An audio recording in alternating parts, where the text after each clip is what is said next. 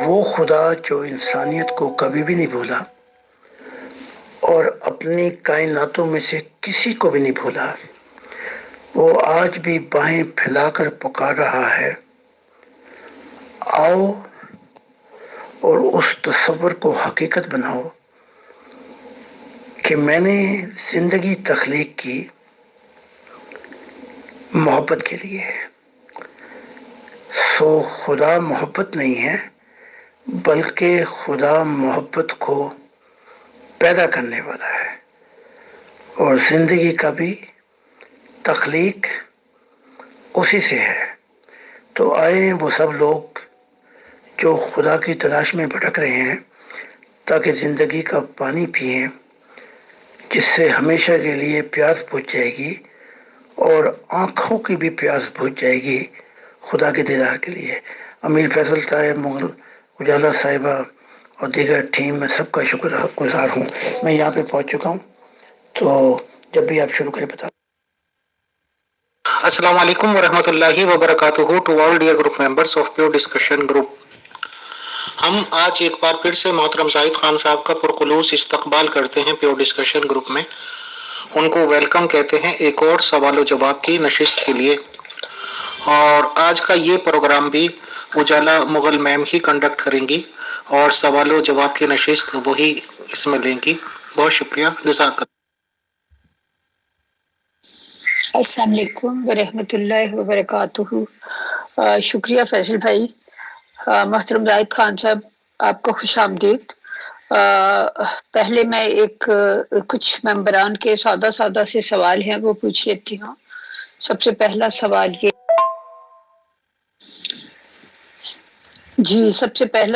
یہ ہے کہ جب انسان کے اندر اچھائی اور برائی کا واضح کانسیپٹ رکھ دیا گیا ہے، پھر پیغمبروں کے بھیجنے کی خدا تعالیٰ کو کیا ضرورت ہے؟ شکریہ۔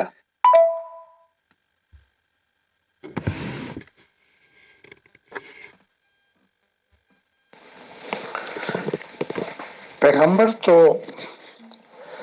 بعد میں آنے شروع ہوئے۔ جب ہم اپنے ابا اماں کی مثال لیتے ہیں، آدم اور حوا کی مثال، تو وہاں جو گائیڈنگ کرنے والا تھا وہ نبی نہیں تھے، وہاں گائیڈنگ کرنے والا خدا کی ذات تھی، اور بڑے محبت اور پیار سے سمجھا رہا تھا، اگر اس راستے کی طرف آؤ گے جو میرا ہے، یہیں زندگی اور محبت کے سنگم ملتے ہیں، یہی نور اور اجالا اور ہمیشہ کی زندگی ہے۔ اگر اس کے برعکس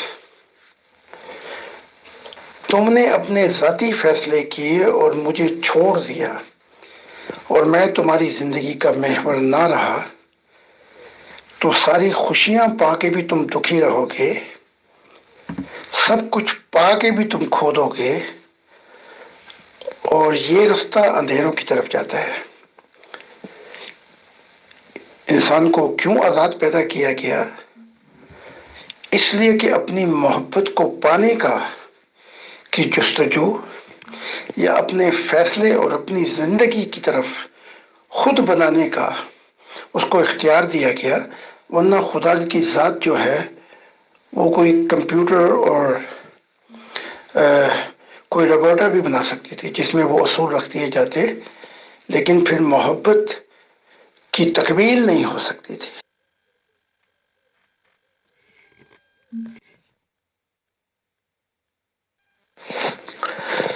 انبیاء کے آنے کا سلسلہ جب شروع ہوا، جب خدا کے براہ راست محور سے نکل کر انسان اندھیروں میں جا گرا، یعنی کہ ڈائریکٹ ڈومینین سے نکل کر انسان اتنی نیچے جا گرا کہ پھر فرشتوں کی جو کریشن ہے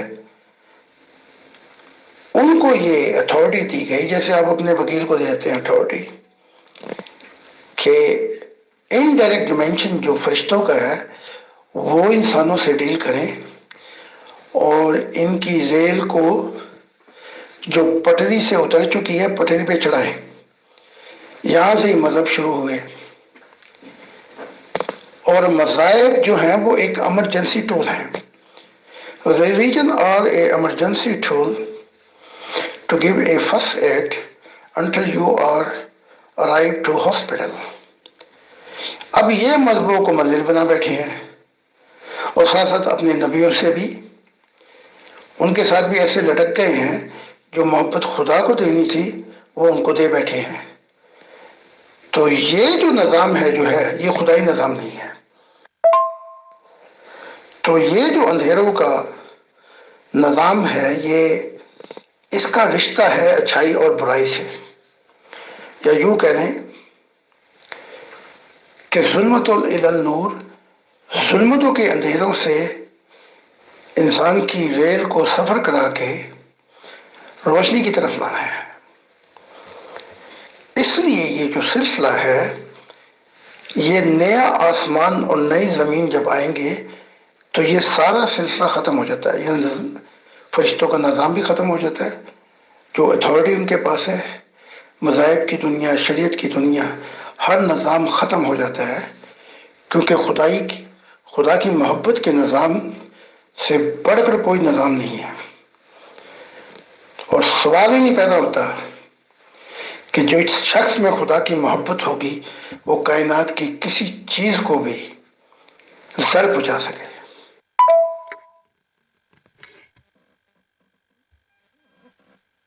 جی محترم، بہت شکریہ.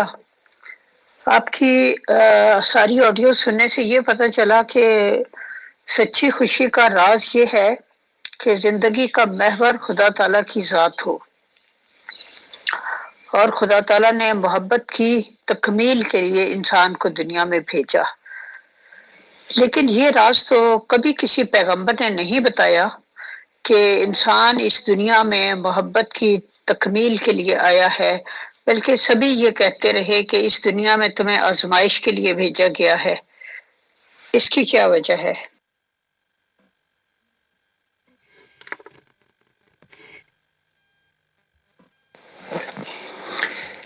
اس راز کی خبر مجھے بھی نہ لگتی اگر میں خدا کے دل کے تاروں کو نہ چھیڑتا تو بہت سے راز ہی رہ جاتے. تو یہ اس کی محبت کا صلہ ہے کہ مجھے اپنے قریب کر کے اپنے دل کے راگوں کو چھیڑا تو حقیقت نمایاں ہوئی. بلکہ خدا نے تو یہاں تک بھی کہا کہ جہاں پہ تو ہے یہاں نہ کوئی مخلوق، کوئی فرشتے، کوئی کائنات جہاں پہ تو کھڑا ہوا ہے. اور یہ بھی کہا میں تیرا صلہ ہوں اور تو میرا دل ہے. اور یہ بھی کہا کہ اب میرے نور میں آ جا. یہ سفر جو ہے ماضی کا یہ میرے نور میں اس کے سوا نہیں ہو سکتا. تو اس نے تو راز الہی سے اب بڑے پردے ہٹا رہا ہے اور میرے بعد نہ جانے کیسے کیسے ہیں بہتر کہنے والے، بہتر سننے والے، نہ جانے یہ زمین کیا ہوگی. لیکن حق تعالیٰ کی عنایات کہ ہم پھر آئیں گے جو خدا سے محبت کرنے والے ہیں اور اس زمین کو دیکھیں گے کہ یہ زمین مرکز بن چکی ہے خدا کی محبت الہی کے رازوں کا. ہم نے تو خدا کو پا کر بار بار دیدار کر کے یہ جانا ہے. گانے والے بھی کیا کہہ جاتے ہیں، وہ بعض اوقات میوزک کمپوزنگ اور کہنے والا ان الہامی کتابوں سے بھی آگے نکل جاتا ہے. سر نہ لگے کیا گاؤں تیرے بنا جیون سونا. تو خدا کے بغیر کوئی سر ہی نہیں لگ سکتا. بے ڈھنگے سر ہوں گے جیسے کوئی بانسری ٹوٹی ہوئی ہو اور بے ڈھنگی قسم کی آوازیں نکلیں. تو اس بانسری میں سے آواز، جیسے خدا نے مجھے ایک بانسری دی تو میں نے کہا خدا میں بانسری بجا تو لیتا ہوں لیکن میرے ہاتھ صحیح نہیں چلتے. خدا نے کہا اس بانسری میں وہ گولڈن نور کی تھی तूने सिर्फ फूंक मारनी है, ये तेरे दिल के राग और तेरी मोहब्बत को मेरे हुजूर पेश करेंगे। तो जब मैंने बांसुरी बजाई, उसमें से जो राग निकले मोहब्बत के, वो आज भी जन्नत में गाए जाते हैं। तो वहां की बांसुरी और यहाँ की बांसुरी और।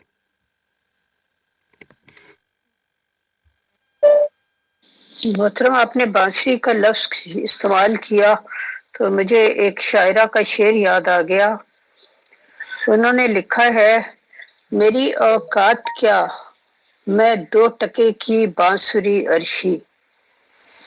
मेरी औकात क्या, मैं 2 टके की बांसुरी अरशी। थी तेरी फूंक जो मेरे लबे इजहार तक पहुंची। यानी अल्लाह ताला ने उस तरफ से जो फूंक मारी है वो है जिससे नगमे बिखर रहे हैं, वरना मेरी कोई औकात नहीं थी। तो इस जो आपने बात की तो उसके रेफरेंस से याद आ गया। आगे चलते हैं।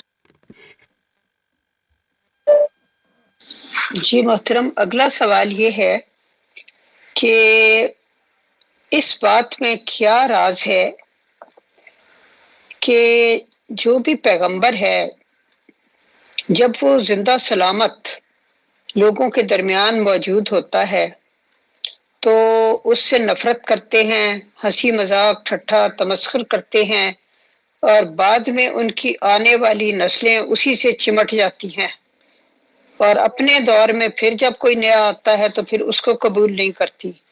तो ये सिलसिला हजारों साल से होता चला आया है कि लोग अपने वक्त से जो पुराना पैगंबर होता है उसके साथ चिमटे रहते हैं और नए आने वाले को ठुकरा देते हैं।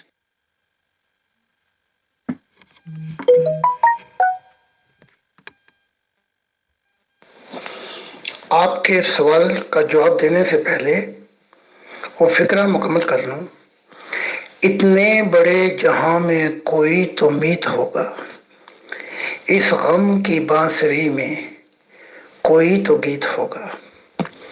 अच्छा, अब आपके सवाल का जवाब ये है, ये जिस दुनिया में हम रह रहे हैं ये इंतहा पसंद दुनिया है अंधेरों की, एक्सट्रीमिज्म, डार्कफुल वर्ल्ड। अगर ये खुदा की दुनिया होती तो जो खुदा की कदर व कीमत पहचान गया वो एक दूसरे की कदर व कीमत भी पहचान जाएगा। यही तो मैंने बार बार कहा कि एक इंसानियत का खानदान हो गया खुदा के नए आसमान ज़मीन में, उसकी निज़ाम में मोहब्बत के, और हम एक दूसरे की कदर व कीमत को भी जानेंगे। तो अभी तक तो ये जो रुत है ये अंधेरों की रुत है और ये अंधे लोग हैं। पहले इंतहा से ज़्यादा तकलीफ़ें, फिर इंतहा से ज़्यादा चिमड़ जाना, दोनों चीज़ें गलत हैं। कि फिर मरकज़ बना देना नबियों की ज़ात को। तो जैसे खुदा ने कहा ये सब माजी का हिस्सा बन जाएगा, ये रुत बदल जाएगी, ना ये लोग होंगे, ना ये अंधेरे होंगे, ना ये अंधापन होगा। अभी तक इस इंसानी तारीख ने एक रुख देखा है, अब नया आसमान और नई ज़मीन खुदा का दूसरा रुख भी देखेंगे।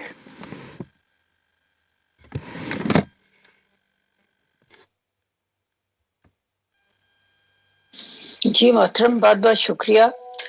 अगला सवाल ये है कि ऐसा क्यों होता है कि इंसान जिस चीज को अच्छा कहता है उसे करता नहीं।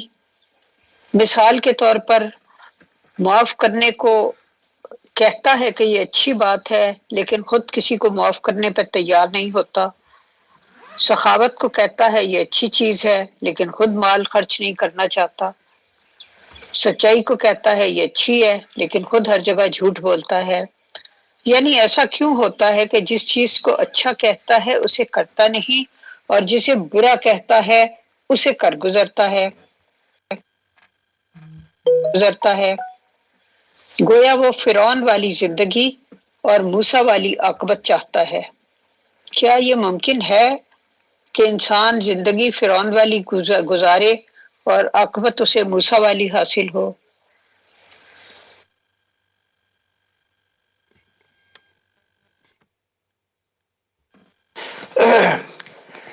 ایسا ہونا تو نہیں چاہیے تھا، لیکن جب انسان نے اپنے اندر اندھیرے بسائے اور کچھ نیکیوں کی طرف راغب ہوا تو انسان کے اندر ایک جنگ ہے اندھیرے اور نور کی۔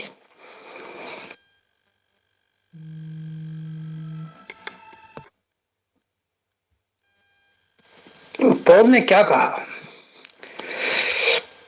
کہ بڑی عجیب بات اس نے کہی، جو میں کرنا چاہتا ہوں وہ ہوتا نہیں مجھ سے، اور جو نہیں کرنا چاہتا وہ ہوا جاتا ہے۔ یہ کہہ کر آہ بھر کے وہ پکار اٹھا کہ اس دن کی انتظار ہے، یہ زمین the earth is crying like a woman in the pregnant، یہ زمین رو رہی ہے جیسے عورت بچہ جنتے ہوئے روتی ہے۔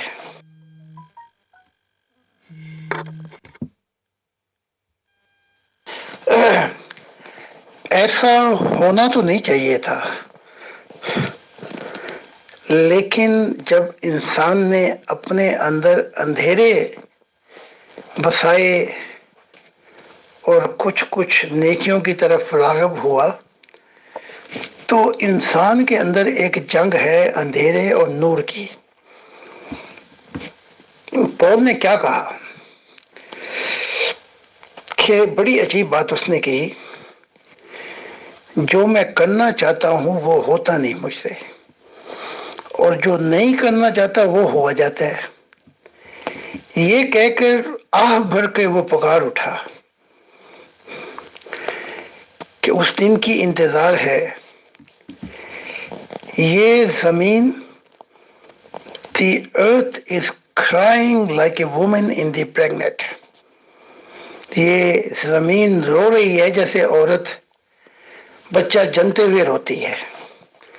Earth is crying like a pregnant woman and waiting to reveal God and son and daughter، اور انتظار کر رہی ہے یہ کہ در و دیوار جو اس زمین کے ہیں وہ کب آئیں گے خدا کے بیٹا بیٹی، جو ان ظلمتوں کے اندھیروں سے مجھے نجات دلائیں گے اور ان ظالموں سے نجات دلائیں گے۔ تو یہ بہت عجیب فکرہ اس نے کہا، مراد اس کی وہی ہے، نیا آسمان اور نئی زمین۔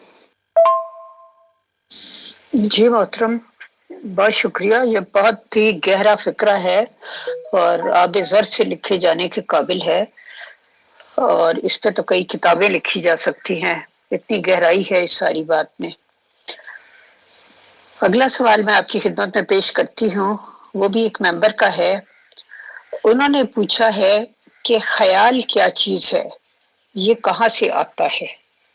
یعنی انسان کے دماغ میں جو خیال آتے ہیں یا آتا ہے تو یہ کیا چیز ہے اور یہ کہاں سے آ رہا ہوتا ہے؟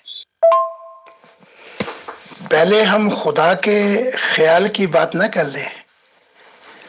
میرے خیالوں کے آنگن میں کوئی محبت کے دیپ جلائے، تو خدا کا جو پہلا خیال تھا وہ کہاں سے آیا؟ ادھر بات سمجھ لگ گئی تو ساری گنٹھیاں جو ہیں کائنات کی کھل جائیں گی۔ اس کا جو خیال تھا وہ ایموشن یعنی محبت سے آیا۔ وہ خیال جو آیا وہ محبت کی، جیسے وہ لہریں چاند کو چھونا چاہتی ہیں، تو وہاں سے آیا، تب جا کے تخلیق ہوئی، ورنہ زندگی کا وجود قائم نہیں ہو سکتا تھا اگر وہ ٹھاٹے مارتا ایموشن، جذبات محبت وہ نہ ہوتا اس خیال کے پیچھے۔ تو اس خیال کو حقیقت بنانے والا یہ خدا کی محبت الہی تھی۔ جب ہم یہ بات سمجھ گئے تو جو ان کے خیالات آتے ہیں وہ کہیں اور سے آتے ہیں، وہ گڑبڑ ہو گئی ہے۔ وہ ان کے خیالات جو 99% ہیں وہ شیطانی خیالات ہیں، اس لیے اپنا بھی بیڑا غرق ہو رہا ہے اور دوسروں کا بھی بیڑا غرق ہو رہا ہے۔ جی محترم، وہ تو ٹھیک ہے، کسی کے خیالات شیطانی ہیں یا رحمانی ہیں، جو بھی ہیں، لیکن یہ آتے کہاں سے ہیں؟ کیونکہ انسان بیٹھا ہوا ہوتا ہے، اچانک اس کے دماغ میں ایک خیال آ جاتا ہے اور پھر وہ اس خیال کی انگلی پکڑ کے چل پڑتا ہے، اس پہ عمل کرتا ہے۔ کبھی اچھے نتائج پیدا ہو جاتے ہیں، کبھی برے نتائج پیدا ہو جاتے ہیں۔ یعنی اس خیال کا منبع کیا ہے، سورس کیا ہے؟ بری ارواح جو ہیں وہ بھی خیالات ڈالتی ہیں اور وسوسے ڈالتی ہیں، اور اچھی ارواح جو ہے وہ بھی انسپائر کرتی ہیں۔ اب انسان درمیان میں کھڑا ہوا ہے اندھیروں اور روشنی کے، اگر وہ نہ لے برا خیال اور اس کی طرف نہ چلے تو شیطان بھی کچھ نہیں کر سکتا۔ جیسے شیطان نے کہا کہ میں نے انہیں بلایا، وسوسہ ڈالا اور وہ میری طرف چل دیے، تو میرا تو کوئی زور نہیں تھا۔ تو جیسی جیسی انسان کی روحانیت ترقی کرتی جائے گی، شیطانی خیالات جو ہیں وہ زور نہیں ڈال سکیں گے انسان پر۔ تو یہ اگر برا انسان ہے تو بڑی جلدی بری ارواح اسے وسوسے ڈال کر اپنی طرف کھینچ لیتی ہیں، اور اگر اچھا انسان ہے تو پھر بڑی دیر لگتی ہے برائی کی طرف جاتے ہوئے، لیکن فیصلہ انسان کے ہاتھ میں ہے۔ پھر ایک انسان کا اپنا ہی گروتھ بھی ہے، اسپرچل گروتھ، اس کے مطابق فیصلے میں آسانی ہو جاتی ہے یا دقت ہو جاتی ہے، یا جلد بازی میں وہ غلط فیصلے کرتا ہے۔ جی شکریہ محترم، آپ نے فرمایا ہے کہ اگر انسان برا خیال نہ لے تو شیطان بھی کچھ نہیں کر سکتا۔ اصل میں بات یہ ہے کہ انسان کو یہ پتہ کیسے چلے کہ یہ برا خیال ہے۔ مثال کے طور پر جس زمانے تک پال جو تھا، ساؤل تھا، اور وہ ابن مریم جو تھے مسیح علیہ السلام، ان کی مخالفت کرتا تھا اور ان کو تکلیف پہنچاتا تھا، تو وہ اپنی دانست میں تو بہت اچھا کام کر رہا تھا، بڑی ہی نیکی کا، بڑے ہی ثواب کا کام کر رہا تھا۔ اس وقت اس کے تو فرشتوں کو بھی خبر نہیں تھی کہ یہ خیال جو ہیں مجھے جو آ رہے ہیں کہ مسیح ابن مریم کے ساتھ یہ کچھ کرو، یہ شیطان کی طرف سے آ رہے ہیں۔ لیکن بعد میں جب اس کو بالکل سمجھے کہ ہاتھ پکڑ کر سیدھی راہ دکھا دی گئی، تو تب اس کے خیالات بھی جو تھے وہ فرق ہو گئے۔ تو انسان کے لیے تو یہ ڈیسیژن کرنا ہی بڑا مشکل ہوتا ہے کہ یہ برا خیال ہے کہ اچھا خیال ہے، کیونکہ اس وقت جو لوگ آپ کی مخالفت کرتے ہیں اور آپ کو مارنے کے درپے ہیں، وہ اپنی دانست میں بڑا ہی نیکی اور بڑے ہی ثواب کا کام کرنے کے لیے تیار ہیں۔ اس بارے میں آپ کیا فرماتے ہیں؟ ضمیر جو ہے وہ چابی ہے کہ وہ بتاتی ہے، چاہے آپ عدالت سے غلط فیصلہ کرا لیں، وہ بتاتی ہے کہ تو نے یہ غلط کام کیا۔ اب آتے ہیں پول کی طرف۔ پول شریعت میں دھسا ہوا تھا اور موسیٰ کی محبت میں اندھو جیسا دھسا ہوا تھا، جیسے یہ دھسے ہوئے ہیں ہمارے وقت کے، اور عشق کرتا تھا اس سے، موسیٰ سے۔ تو جب اس کا آمنا سامنا ہوا عیسیٰ سے، تو ہماری کتاب بتاتی ہے کہ 6 ماہ گزارے ہیں عیسیٰ نے اس سولس کے ساتھ، اور وہ ڈائلاگ وہ سب کچھ میری کتاب میں ہے۔ تو ایک بات اس نے کہی تھی عیسیٰ نے، کیا تیری کتابیں یہ نہیں کہتی کہ تو خدا سے دعا کر کے پوچھ؟ اور یہ بھی کہا کہ موسیٰ تو شکایت کرتا ہے، میں خدا کی شکایت سامنے تمہاری انسانیوں کی شکایت نہیں کروں گا۔ تو جب وہ اندھا تھا، شریعت کا اتنی بڑی پنڈ اٹھا کے چل رہا تھا، اسے یہ تو پتا ہونا چاہیے تھا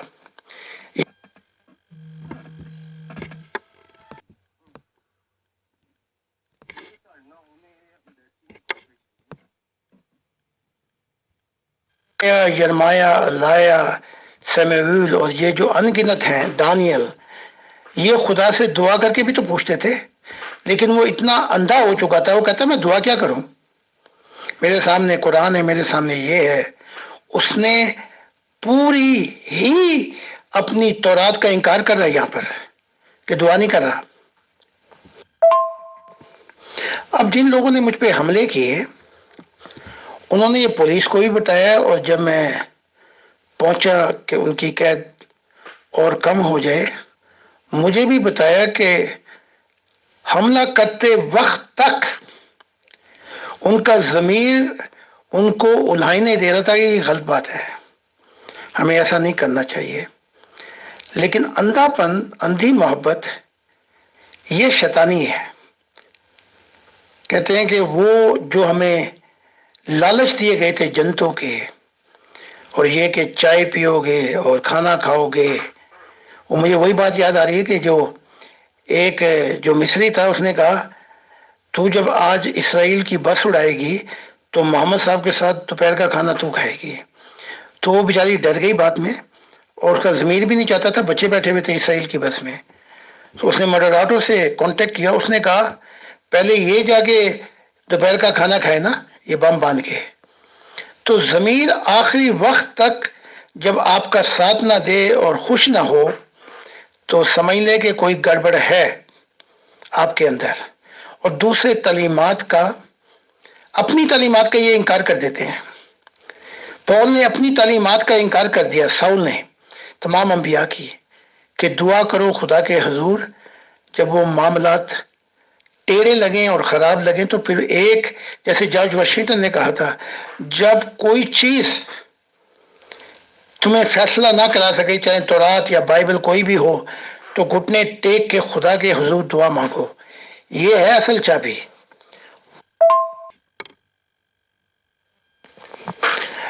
پھر وہ جو ہاتھ پکڑ کے لے کے چلے، راہ دکھائی، وہ راہ نہیں دکھائی، وہ تو پھر ڈنڈے کے زور سے، جیسے اتنے ہزاروں کو قتل کیا، عیسائیوں کو، اس فرقے کے، ان کے نبی کو قتل کر دیا، اسٹیفن کو، عیسیٰ کا مشن خدا کی بادشاہت کا خراب کر دیا، تو وہ تو پھر اس نے ہم گن رکھے تھے نا جبرائیل نے، اس کے زور پہ پھر وہ ڈنڈے سے اس کو لے کے آیا ہے۔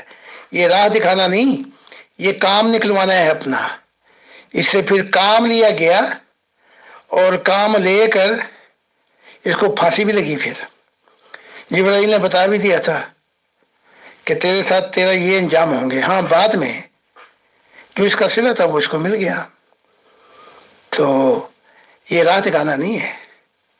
راہ تو دکھانا جب ہوتی کہ جب وہ دعا مانگتا، جیسے عیسیٰ نے کہا تھا دعا کر، میں بھی کرتا ہوں، اور سب بکھیروں کو پرے رکھ، اپنے نبیوں کو، اپنی شریعتوں کو، سب کو، تو تجھے میں بھی دعا کرتا ہوں، خدا تجھے دکھا دے گا۔ جی محترم، بہت شکریہ۔ یہ بات تو درست ہے کہ رسول پاک صلی اللہ علیہ وسلم نے بھی فرمایا تھا کہ جب کسی بھی طرف سے تمہارا جو ہے وہ تمہیں صحیح راستہ نظر نہ آتا ہو، نہ ملتا ہو، تو پھر اپنے دل سے فتوا لو کہ دل کیا کہتا ہے۔ تو یہ بات تو ٹھیک ہے کہ انسان کا جو ضمیر یا دل ہوتا ہے وہ بھی ایک فتویٰ دے رہا ہوتا ہے، اس کی آواز پہ کان نہیں دھر رہے ہوتے۔ اچھا جی، اگلا سوال ایک ذرا بٹر سا سوال ہے، وہ ایک ممبر نے بھیجا ہے، وہ میں پیش کرتی ہوں آپ کے سامنے۔ محترم، ان ممبر نے کہا ہے کہ زاہد صاحب کو یہ کہیے کہ جو شخص ہر بات کا فوری جواب دے دیتا ہے، ضروری نہیں کہ وہ درست جواب دے۔ اور اس کے بعد انہوں نے امام ابو حنیفہ رحمۃ اللہ علیہ کا ایک واقعہ لکھا ہے کہ ایک دفعہ وہ اپنے شاگردوں کے ساتھ اپنی محفل میں بیٹھے ہوئے تھے، تو کوئی شخص آیا اور اس نے کوئی سوال کیا، تو امام ابو حنیفہ نے فرمایا لا ادری، یعنی میں نہیں جانتا۔ اس کے بعد اس نے ایک اور سوال کیا، تو امام صاحب نے فرمایا لا ادری، میں نہیں جانتا۔ پھر اس نے کہا، ایک اگلا سوال کیا، تو 3 دفعہ اس نے کیا، انہوں نے کہا لا ادری، میں نہیں جانتا۔ تو وہ کہنے لگا وہ شخص کہ آپ امام کس بات کے ہیں؟ ہر سوال کے جواب میں آپ کہتے ہیں لا ادری، میں نہیں جانتا۔ تو امام صاحب نے جواب دیا کہ میں اسی بات کا امام ہوں کہ جس چیز کو میں نہیں جانتا میں اس کے بارے میں کچھ نہ کہوں۔ تو ان صاحب نے آپ سے کہا ہے کہ وہ اتنے بڑے امام ہو کر بھی لا ادری کہتے تھے، لیکن آپ کے پاس ہر سوال کا جواب موجود ہوتا ہے، یہ کیوں کر ممکن ہے؟ ہم دنیائی لوگ نہیں ہیں، ہم خدا سے ہم کلامی کر رہے ہیں اور خدا کے ان گنت جہانوں کے مشاہدات کر چکے ہیں، اور ہماری زبان، انسان اپنی زبان سے پہچانا جاتا ہے، زبان کے پیچھے چھپا ہوا ہے، ہماری زبان کے پیچھے خدا چھپا ہوا ہے۔ تو امام حنیفہ اور میرا موازنہ کرنا بڑی ٹھوکر لگے گی۔ پھر امام ابو حنیفہ نے بڑے غلط فیصلے بھی کیے ہیں، یا اگر مجھے یاد پڑتا ہے تو سب سے بڑا غلط فیصلہ تو یہی کہ اگر کوئی یہ دلیل بھی دے کہ میں دلیل دیتا ہوں نبوت کی، وہ بھی کافر۔ تو یہ امام ابو حنیفہ ٹھوکر لگی اور اس کا خمیازہ بھگتتے ہیں، یہ شخص یا جس نے یہ بات کہی ہے۔ تو امام ابو حنیفہ کی ہر بات خدا کی طرف سے نہیں آ رہی، اس زبان اور دل کے پیچھے جو چشمے پھوٹ رہے ہیں وہ خدا کی ذات ہے۔ تو اگر ہمیں نہیں پتا تو ہم خدا سے پوچھ لیتے ہیں، ہمیں کوئی دقت نہیں ہے۔ زندہ جیسے احمدیت کہتی ہے، کہ ہمارا خدا زندہ خدا ہے، مردہ نہیں۔ تو 111 یا 30 سال کے درمیان کا وقفہ ہو گیا ہے، کوئی زندہ شخص ابھی آیا ہی نہیں ہے کہ وہ خدا سے پوچھ کے بتائے۔ اور تمہارے مسلمانوں میں بھی سارے اندھے بیٹھے ہوئے ہیں، کوئی آیا ہی نہیں وہ یہ دعویٰ کرے کہ یا اعلان کرے کہ میں خدا سے پوچھ کے بتا رہا ہوں، تاکہ رات گئی بات گئی، پھر تاکہ دن کے اجالوں میں پھر ہم زندگی گزاریں۔ پتہ ہے نا کہ خدا کے طرف کوئی جھوٹ باندھا تو ہماری خیر نہیں ہے، اس لیے یہ ڈرتے ہیں۔ لیکن خدا کے فرزند جو خدا کے ماننے جو خدا کے انبیاء آتے ہیں، ان کو وہاں پہ پہنچ کے خدا کی کوئی بات ہی نہیں مانتے، ان پہ ظلم شروع کر دیتے ہیں، حالانکہ ان کا قرآن ہی کہہ دیتا ہے کہ تمہیں یہ اختیار ہی نہیں دیا گیا کہ تم کچھ کرو ان کے۔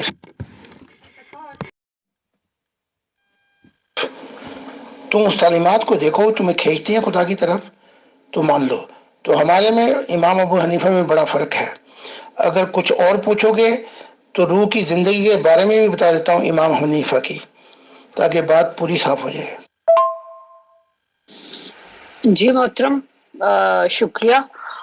وہ کہہ رہے ہیں کہ بتا دیں امام ابو حنیفہ کی روح کی زندگی کے بارے میں، اور میرا خیال ہے کہ وہ درست کہہ رہے ہیں، اور میری طرف سے بھی آخری سوال آج کا یہی سمجھ لیجئے۔ یہ امام ابو حنیفہ اور یہ امام مالک، یہ مذہبوں سے ہٹ کر زندگی گزار رہے ہیں۔ جیسے فرشتوں کی دنیا میں تو بہت ہی زیادہ جمہوریت اور آزادی ہے، یہ چھوڑ بیٹھے ہیں، یہ مذہب کی پنڈ اٹھا کے انہوں نے پھینک دی وہاں پہ۔ اور جیسے یہاں یورپین بالکل ماڈرن زندگی گزارتے ہیں، اور میں نے وہاں دیکھا کہ جس دنیا میں ہے، امام مالک کو تو میں نے یہاں تک دیکھ رہا کہ ان کی ایک پارٹنر گرل فرینڈ اس کو لیے جا رہے تھے، تو میں نے کہا مالک کہاں جا رہے ہو؟ کہنے لگے آپ بھی آ جائیں۔ پہلے بڑی خوشی کے ساتھ ملے، تو جیسے وہاں پر پہنچے جہاں پہ اپنا یہ ناچ گانا ہوتا ہے، موسیقی فرشتوں کی دنیا میں، تو وہاں پر پہنچے اور کہا کہ میں یہاں سننے کے لیے آیا ہوں اور ناچنے کے لیے آیا ہوں، کیونکہ مجھے خدا کی یاد میں یہاں وجد میں آ جاتا ہوں۔ وہ تو ساری پنڈے اٹھا بیٹھے چھوڑ بیٹھے ہیں، تو سانو شریعت دے پل تے بلا کے تے ماہی ساڈا جمہوری ہو گیا، خود جمہوری بن گئے اور ہمیں شریعت کے پل پہ بٹھا کے۔ اب کون ہے جو تمہاری یہ پنڈ جو ہے یہ اٹھوا کے تمہارے بوجھ جو ہلکے کرے؟ میں آیا ہوں اور میں کہہ بھی رہا ہوں کہ میں خدا کی طرف سے ہوں، میں خدا کا دل ہوں، میں لاکھوں دفعہ خدا کا دیدار کر چکا ہوں، اور اگر تم تو پھنسو گے نہیں، تم تو یہ کہہ سکتے ہو، اس نے یہ چیزیں کہیں، خدا ہم تو تیرے لیے فخر، تیری چاہت اور محبت کے لیے اس کو مان لیا تھا ہم نے، اور اگر یہ جھوٹا ہے تو ہمارے بوجھ بھی اس پہ لاد، تمہارا تو کچھ بھی نہیں جائے گا، اور وہاں تمہاری یہ قرآنی آیت بھی مکمل ہو جائے گی کہ ان کی اطاعت کرنا، ان پہ ظلم، ان پہ ان کے ساتھ سختی اور ان کا جینا دوبر نہ کرنا۔ اے آدم کی اولاد پھر کبھی رسول آئے، اما یاتینکم رسل منکم یقصون علیکم من آیاتی، اور ہماری راز الہی پیش کرے، اور تم پہ تو کوئی جرم ہی لاگو نہیں ہوگا، تم تو بچ نکلو گے، وہ ساری پڑھ تو مجھ میں پڑے گی، اور اگر تم نہیں سنو گے اور نہیں مانو گے تو یہ پنڈ جو اٹھا کے تم پھر رہے ہو، اس کا نقصان بہت زیادہ ہے۔ تو یہ لمبی ہو گئی، میں اس کی معذرت چاہتا ہوں۔ جی محترم، بہت بہت شکریہ آپ کے وقت دینے کا۔ فیصل بھائی لگتا ہے کہ اس وقت موجود نہیں ہیں، بہرحال میں پیور ڈسکشن گروپ کے چیف ایڈمن جناب امیر فیصل صاحب کی طرف سے اور اپنی طرف سے آپ کا تہہ دل سے شکریہ ادا کرتی ہوں کہ آپ نے اتنا وقت نکالا۔ تو جہاں بھی آپ جا رہے ہیں، wish you all the best, thank you very much. میں بھی آپ سب کا تہہ دل سے شکر گزار ہوں، اور وہ اہل دل جن کی راتیں جاگنے میں گزرتی ہیں، یعنی کہ کوئی ذرا سا دل دھڑکا تو ہم سمجھے وہ آئے ہیں خدا کی یاد میں، انہیں ضرور اثر پہنچے گا، اور وہ میری آواز کو سن کر سید روح بن کر خدا کی طرف ضرور اور ضرور پنکھ لے کے پرواز کریں گے اور میری تعلیمات پر کان دھریں گے۔ میں آپ سب کا شکر گزار ہوں۔ خدا حافظ۔